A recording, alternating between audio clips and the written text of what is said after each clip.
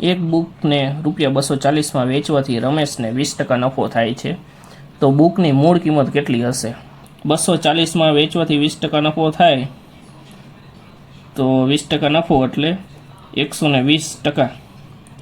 ટકા હંમેશા 100 હોય ને 20% નફો થાય એટલે આપણે 100 + 20 એટલે 120.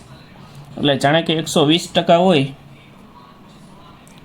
ત્યારે વસ્તુની કિંમત ₹240 હોય છે.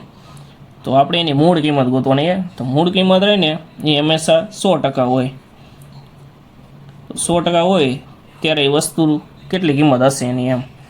તો હવે આપણે આને ચોકડી ગુણાકાર કરશું. તો ચોકડી ગુણાકાર 100 × 240 છેદમાં 120. તો અહીં 0 0 ઉડી જશે અને 12 દુ 24, 100 × 2 એટલે 200.